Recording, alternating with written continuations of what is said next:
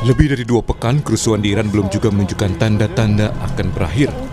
Yang terbaru, beberapa kendaraan hangus terbakar dalam kerusuhan di Teheran. Vandalisme dan perusakan terhadap properti publik di Iran terus terjadi. Pengunjuk rasa menyerukan slogan anti-pemerintah di tengah kecaman pemerintah Iran yang mengancam akan menindak tegas demonstran. Akibat gelombang unjuk rasa dan kerusuhan ini, aktivis mengklaim jumlah korban tewas telah melampaui 2.000 jiwa. Data yang lebih terperinci menyebutkan 1.850 korban tewas merupakan demonstran dan 135 orang terafiliasi dengan pemerintah. Sementara ada lebih dari 16.700 orang yang ditangkap. Pihak independen dari luar negeri kesulitan mengakses data resmi karena pemerintah Iran memutus koneksi internet. Di sisi lain, pemerintah Iran belum merilis keterangan resmi terkait jumlah korban. Kemerosotan ekonomi menjadi inti tuntutan pengunjuk rasa terhadap penguasa. Di tengah protes yang meluas, Presiden Iran berjanji pemerintahannya sedang berupaya memulihkan stabilitas ekonomi. Presiden Iran mengaku siap mendengarkan rakyatnya setelah 2 pekan demonstrasi nasional yang dengan kekerasan semakin meningkat. Az mardom azizemon و همان گونه که قبلا بود درخواست اینه که در هر محله اینا جمع شن و اجازه ندن آشوبگری کنن. مردم باید در صحنه باشن.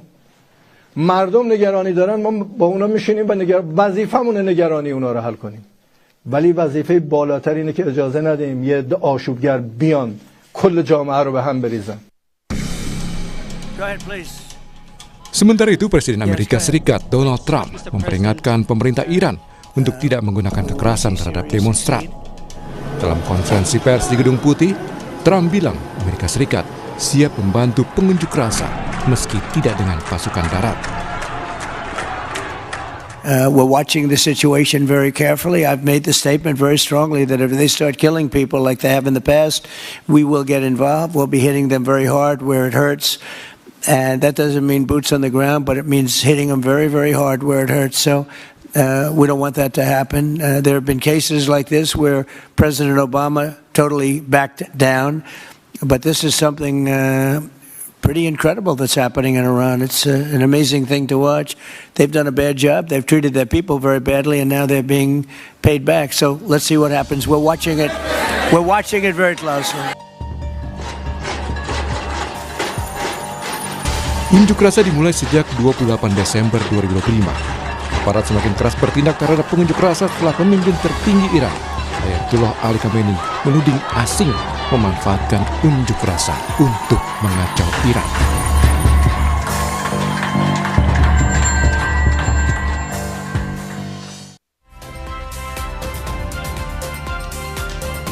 Saat ini kita sudah bersama dengan analis geopolitik yang juga merupakan Dubes RI untuk Iran periode 2012 hingga 2016, Dian Wirengjurit telah bergabung bersama kami melalui sambungan daring. Selamat pagi, Assalamualaikum Pak Dian. Waalaikumsalam, selamat pagi Mbak Adisti, selamat pagi pemirsa. Iya, Pak Dian, kita kan lihat bagaimana kemudian demo besar-besaran dan juga demo ricu di Iran ini sampai sekarang belum berakhir. Bahkan lebih dari 2.000 orang diprediksi meninggal dunia dalam demo besar-besaran ini. Nah, kalau Anda melihat tadi pernyataan Trump yang mengatakan bahwa Amerika akan melakukan pengawasan secara penuh terhadap Iran, apakah ini merupakan sinyal kuat konflik akan terjadi antara Iran dan juga Amerika Serikat, dengan Amerika Serikat akan melakukan pendekatan militer terhadap Iran, Pak Dian? Terima kasih Mbak Adisti. Boleh saya mulai dengan hal ini ya, korban. Tolong pemirsa, kita sama-sama waraslah dalam menyikapi, cerdaslah dalam menyikapi. Semua media massa, apalagi Barat, pasti cenderung menambah-nambah jumlah korban. Oke. Titik. Kedua, pasti pihak pemerintah manapun pasti berusaha mengurangi. Oke, kita harus cerdas bahwa korban itu tidak sebanyak itu, tapi mungkin tidak serendah yang disampaikan pemerintah. Kita lihat di lapangan. Tapi kalau dilihat beberapa video yang termasuk yang sedang beredar, itu kerumunan itu tidak kerumunan yang massa yang sifatnya puluhan atau ratusan ribu. Buat saya ini kerumunan yang memang bubar. Tapi saya mau sampaikan begini. 2 hari terakhir saya bisa berkomunikasi dengan teman-teman di Iran. Artinya saya sudah bisa berkomunikasi dengan baik masyarakat Indonesia yang di sana, baik teman-teman Iran saya di sana, baik dengan beberapa diplomat yang saya masih kenal yang ada di sana. Hmm. Sudah ada komunikasi itu. Nah, kalau ditanya perang, apa benar akan perang? Tolong diperhatikan. Di Amerika tanpa krisis, tanpa perang aja korban akibat kelakuan polisi Amerika terhadap rakyatnya juga ada yang tewas kok, gitu loh. Apalagi di sebuah kerusuhan yang dikendalikan, dikoordinasikan oleh mereka di negara lain. Pasti korban lebih banyak karena mereka tujuannya adalah menciptakan kekacauan. Itulah yang menjadi berita. Nah, tapi kalau kembali ke soal perang, ketika saya mulai bertugas di Iran 2012, Leon Panetta, Menteri Pertahanannya Amerika sudah menyatakan Israel akan menyerang musim semi, artinya 4 bulan kemudian. Hingga saat ini pernyataan seperti itu berulang-ulang dan sudah menjadi bagian hidup dari masyarakat Iran karena ancaman itu setiap saat muncul.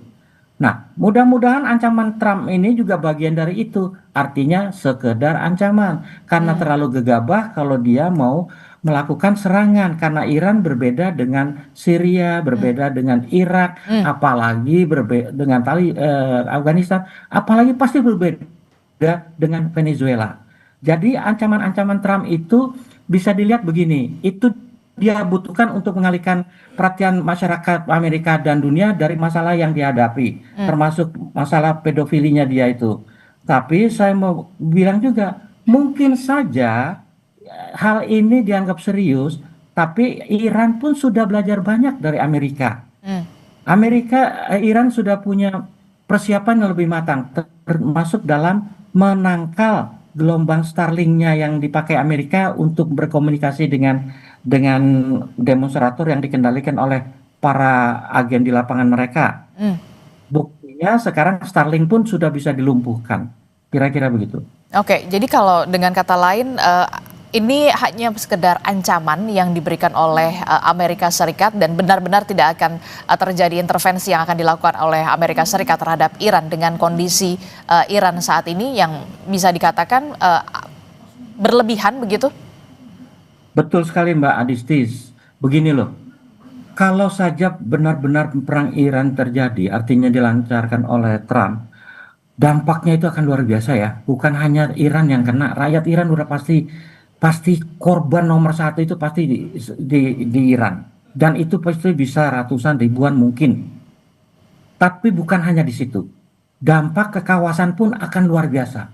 Negara-negara Arab yang sekarang menikmati kesejahteraan, kemakmuran, gaya hidup yang bermewah-mewahan, pasti terkena dampaknya. Dan kalau itu mereka juga terkena dampaknya dalam artian terkena serangan yang salah arah, kapal yang jatuh di negara mereka, kapal terbang dan sebagainya. Mereka pasti membutuhkan waktu juga untuk recovery yang tidak akan lama dan mengorbankan kemakmuran yang sudah dilakukan. Diplomasi yang mereka lakukan saat ini sangat ketat terhadap Amerika. Oke, diplomasi secara ketat saat ini dilakukan oleh Iran kepada Amerika Serikat. Nah, kita juga bukan hanya oleh Iran, oleh negara-negara kawasan yang pasti sudah memperkirakan dampak perang Iran ini akan menyebabkan mereka juga susah. Oke, kita ingin tahu apa sebenarnya yang menjadi faktor kemudian sampai ada gelombang demo yang bisa dikatakan sampai berhari-hari 2 pekan lamanya begitu. Apa sebenarnya yang menjadi faktor pemicu demo besar-besaran ini, Pak Dian? Mbak, tolong lagi kita melihatnya dari kacamata sisi lain dari berita-berita media barat ya. Bahwa yang namanya demo ini bukan barang baru. Satu. Sejak saya di sana pun demonstrasi kayak di Amerika lah, di Indonesia negara kita, demo itu bagian sehari-hari kehidupan demokrasi. Bahwa Iran sudah mengalami kesulitan ekonomi, tolong dicatat. Sejak putus hubungan sama Amerika, revolusi Iran tahun 79, Iran sudah dikenakan sanksi, hanya secara bertahap diperketat, khususnya pada tahun 2002 ketika Iran diduga memiliki program senjata nuklir. Sanksinya lebih masif, menyangkut seluruh kehidupan praktis, seluruh kehidupan masyarakat Iran. Dan itu tidak pernah dilakukan oleh Amerika dan secara keroyokan dengan negara-negara Eropa terhadap negara manapun. terhadap Korea Utara sekalipun tidak semasif yang dilakukan terhadap Iran. Dan Iran sudah membuktikan sampai 2 minggu kemarin aman-aman aja tuh, karena mereka sudah tahu kok bahwa untuk kebutuhan masyarakat tidak ada masalah, karena mereka bensin masih murah, terigu masih terjangkau dibandingkan negara lain yang begitu krisis energi aja bensin bisa melonjak tinggi. Nah, itu bisa dipertahankan. Tapi kalau 2 minggu ini terakhir dilakukan cara-cara yang lebih keras dan brutal, buat saya itu karena Amerika dan sekutunya sudah kehilangan akal bagaimana menghadapi Iran, dan agen-agen mereka mungkin memberikan laporan itulah saat untuk melakukan demonstrasi yang katanya besar dengan agenda yang tentunya mereka yang punya. Tapi 2 hari terakhir ini terbukti, saya terus kontak kok, dan saya bisa komunikasi dengan teman-teman di sana, itu sudah lebih reda lah. Apalagi demonstrasi ini sudah mulai brutal, karena ada korban dari sipil yang terbunuh oleh mereka, dan yang pasti pembakaran masjid berapa puluh itu merupakan kesalahan fatal. Karena masjid adalah simbol agama yang oleh Iran merupakan simbol negara yang harus dipertahankan. Mereka sudah membuktikan berbagai perang sejak peradaban ribuan tahun sampai sekarang mereka bisa survive. Oke, begini, kalau kita lihat kan Presiden Iran sempat mengatakan apa yang terjadi saat ini di Iran, demo yang saat ini dilakukan oleh Iran ini adalah salah satunya ada campur tangan dalam tanda kutip asing di sana untuk mengacaukan Iran. Anda sepakat dengan itu? Sangat amat sangat sepakat. Nah, kurang apa saya? Tapi begini loh Mbak, coba perhatikan. Makanya tadi dari awal saya udah bilang jangan kita terlalu naif ya menghadapi situasi-situasi termasuk di dalam negeri kita. Apakah demo kita itu murni? Kita bisa jawab sendiri. Tapi apakah demo di Venezuela, di Panama, dimanapun yang ada ujungnya adalah penggulingan pemerintahan, kita bisa tahu kok siapa di belakang itu. Sekarang saya kembali ke beberapa cerita lama sebenarnya. Demo berapa tahun yang lalu itu seorang diplomat asing, duta besar bahkan dari negara Eropa ada di tengah-tengah demo. Alasannya baru selesai cukur. Kira-kira masuk akal nggak? Ada demo itu kan tidak akan muncul sekejap. Pertama mereka harus minta izin, berarti disiapkan daerahnya, bahwa kemudian jadi brutal dan meluas, itu kan sudah diketahui. Tapi seorang diplomat senior ini ada di tengah-tengah demo dan ditangkap, alasannya karena saya baru selesai cukur. Padahal siapa yang bisa membayangkan seorang duta besar negara barat ya, dimanapun dia berada di negara-negara yang katanya rawan, bisa jalan sendiri, tidak pernah ada. Pasti ada orang di sekitarnya. Nah, saya mau bilang begini loh, yang namanya agen-agen itu bukan hal aneh. Mereka bisa bunuh tenaga pakar-pakar nuklir Iran. Terakhir berapa tahun? 2 tahun lalu mungkin. Itu kalau tidak ada orang dalam siapa? Orang dalam itu siapa? Rakyat biasa mungkin. Tapi siapa mereka? Mereka sudah dibina. Kenapa? Karena diiming-imingi, jelas diiming-imingi uang. Dalam dunia intelijen semua juga mungkin paham lah. Seorang mata-mata Amerika atau Mossad yang menyamar sebagai apapun, itu pasti punya orang yang ditangani. Dia namanya handler. Handler itu bisa 5-10 dan menyebar kayak apa ya? Kalau dagang itu kayak multiple agen. Jadi handle yang satu menghandle lain, menghandle yang lain, kira-kira begitu. Dan itu memang banyak di Iran. Mbak Adisti, pemirsa, tolong tanyakan pada kita sendirilah. Kedutaan mana yang katanya daftar diplomatiknya itu paling banyak? Silakan tanya Kemlu. Sementara kedutaan yang lain mungkin puluhan. Ada kedutaan yang ratusan nama katanya itulah diplomat. Kira-kira wajar nggak? Oke, kalau berbicara soal kedutaan, apa yang kemudian bisa dilakukan oleh kedutaan besar kita Republik Indonesia untuk Iran begitu ya? Ada masyarakat kita di sana. Nah, apa yang bisa dilakukan oleh kedutaan besar? Mengingat situasinya, kalau tadi bisa disebutkan memang kita lihat visual di sana memang terlalu berlebihan ketika dikatakan sampai 2.000 begitu jiwa yang melayang. Tapi untuk keamanan warga negara Indonesia kita di Iran, apa yang bisa dilakukan oleh kedutaan besar Republik Indonesia? Begini Mbak, tugas seorang duta besar dari negara manapun yang ditempatkan di negara rawan itu sudah ada SOP-nya tertentu. Makanya di negara rawan biasanya seorang diplomat ditempatkan 2 tahun. Tapi saya full 4 tahun di Iran. Artinya apa? Ketika itu saja, walaupun ada ancaman perang berkali-kali, Iran sudah dianggap negara yang bukan rawan. Makanya saya full 4 tahun. Nah, tapi saya tetap melakukan tugas. Tugas pertama saya adalah karena Iran tetap dianggap rawan, saya sudah menjajaki misalnya jalan keluar kalau terjadi apa-apa di Iran, di Teheran. Saya sudah jalan sampai ke perbatasan Irak, Turki, dan Azerbaijan, melihat jalan yang bisa digunakan kalau seandainya saya harus mengevakuasi warga Indonesia, seandainya perang itu benar terjadi dan Iran menjadi sasaran. Buat saya menyerang Iran itu tidak gampang. Iran itu jauh di tengah padang.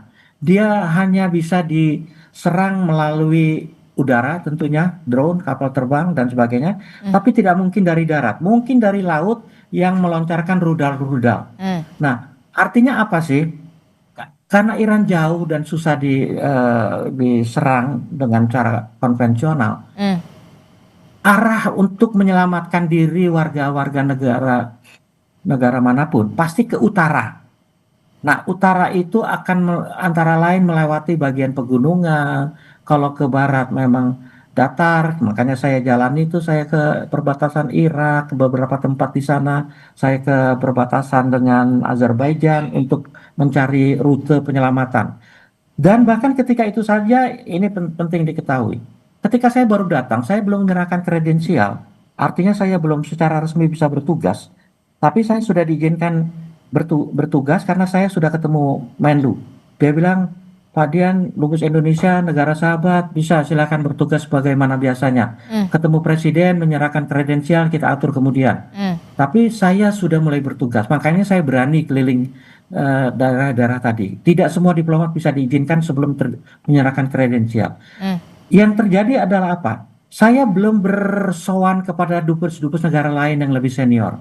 Karena sebagai dubes baru biasanya tradisinya adalah saya akan mendatangi dubes-dubes yang sudah lebih lama dari saya, terutama negara-negara sahabat. Yang terjadi, 2 negara sahabat dari satu negara Asia, satu negara Eropa yang masih ada di sana, datang ke saya, bahkan mendatangi saya di KBRI. Kenapa? Mereka cuma satu misinya.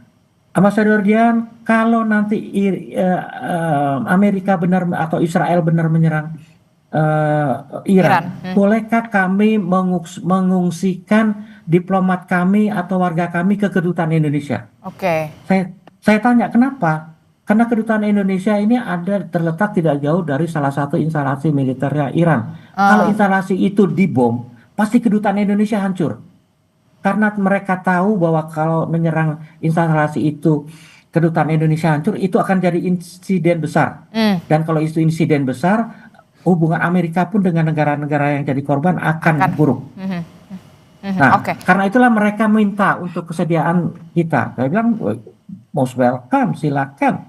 Kita akan sama-sama bekerja sama.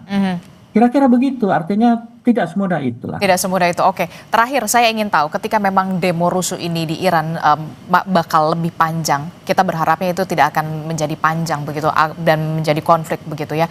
Tapi apa yang dampaknya untuk internasional secara keseluruhan dan juga khususnya untuk Indonesia? Singkat saja Pak Dian.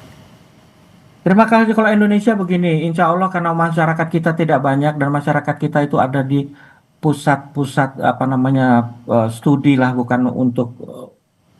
kayak mereka di Amerika di Iran mengacak-acak itu. Mereka studi, artinya mereka dalam posisi yang aman. Dan jumlahnya kan sekitar 400, relatif tidak terlalu banyak.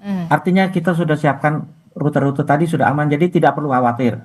Untuk Indonesia saya cuma mengingatkan, kalau apapun yang terjadi baik kecil atau besar, sejak dimulai serangan, berarti harga minyak itu pasti akan meningkat. Itu saja harus diantisipasi. Sementara di kawasan, saya tadi sudah singgung, mereka tidak akan membiarkan negara-negara mereka terkena getah kehancuran gara-gara perang yang luar biasa yang dikatakan akan menjadi perang dunia ketiga. Kemakmuran mereka dibayar dengan panjang, waktu yang panjang, tidak akan begitu saja mereka akan biarkan. Diplomasi tetap akan menjadi solusi. Dan 2 hari terakhir saya bilang tadi, situasi di Teheran sendiri sudah tenang. Artinya apa? Rakyat yang mendukung pemerintahan itu sudah bisa meyakinkan demonstran yang pro Amerika. Kalau dilakukan terus, runyam. Karena kami akan mempertahankan identitas kebanggaan kami sebagai sebuah peradaban dan sebuah negara Islam. Oke, baik, terima kasih analis geopolitik yang juga merupakan Dubes RI untuk Iran periode 2012 hingga 2016, Dian Wirengjuri telah bergabung bersama kami. Sehat selalu Bapak, Assalamualaikum, selamat pagi.